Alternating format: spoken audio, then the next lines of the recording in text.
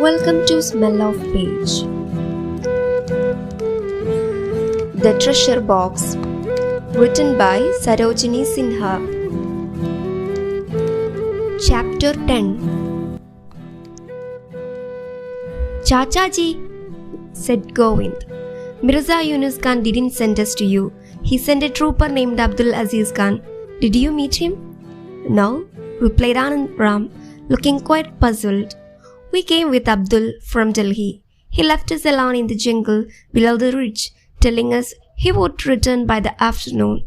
We waited till it was evening, then we got worried and came looking for him. I heard the soldiers had caught a spy. That must be your friend, Anand Ram said gravely. A cry of alarm broke from Govind's lips. Abdul, a prisoner of the British?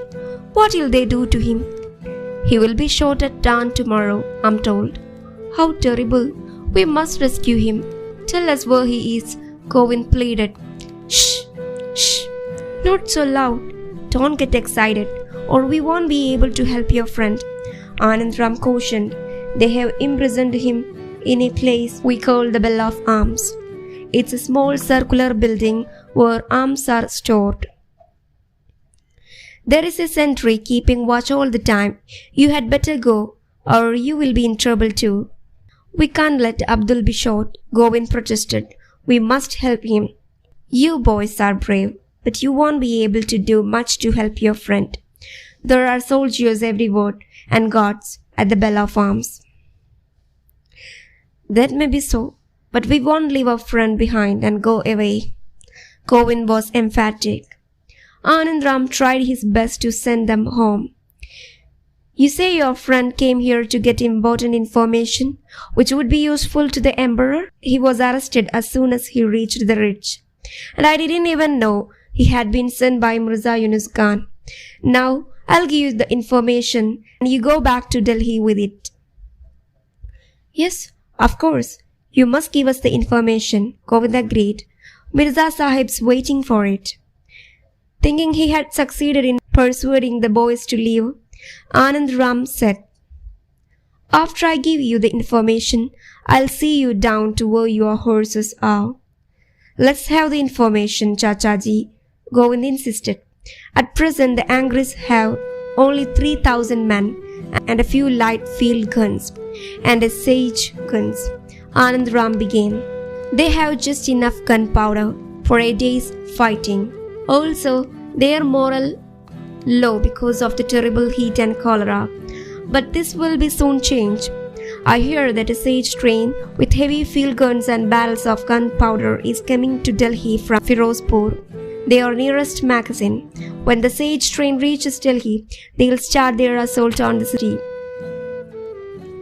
They are also accepting a new commander who will lead them to victory. You must tell Mirza Yunus Khan to prevail upon the emperor and the commander-in-chief to attack Angries now. Otherwise, it may be too late.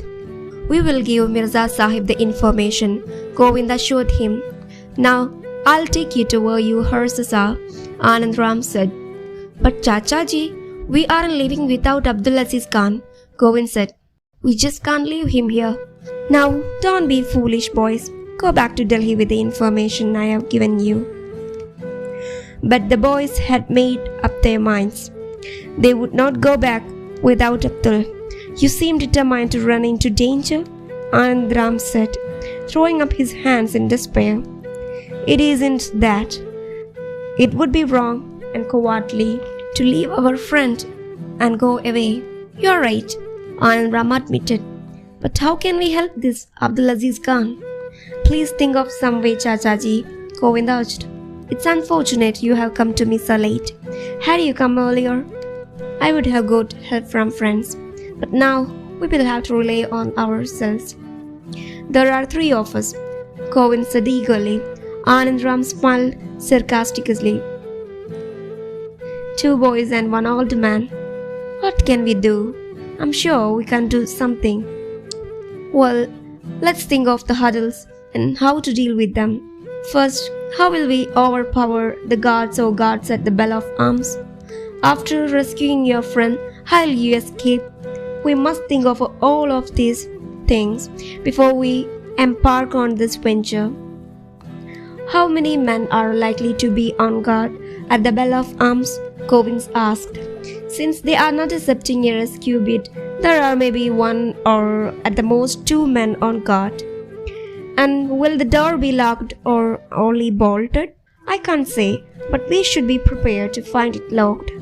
We should take a big sharp knife or a chisel or something to break it open. But we will have to get rid of the cart first, Govind pointed out. Bola, who had been a silent observer, butted in. Do you have some chili powder, Chachaji? What do you want chili powder for? Asked Anandram. I'll steal up the sentry and throw the stuff into his eyes. While he is blinded, you and Govind Bhaiya overpower him and take the key off him. Simple. Brilliant, Govind exclaimed. We must take a piece of cloth to gag the sentry so that he does not shout for help. Anandram thought for a while and said, I can't think of a better plan than Bola's, so let's set about it. He looked inside the tins, which stood in a row on the table, and found some chili powder. Cha! He said in annoyance. There is very little chili powder here. There is plenty of pepper though. The Angles prefer pepper to chili powder. A mixture should be more potent for the purpose we have in view. After tying the stuff in a napkin, he undid the rope on which the dusters were hung. With his rope, we can tie the sentry up.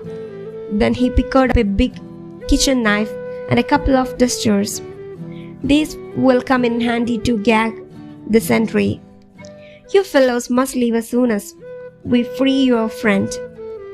If at all we manage to free him.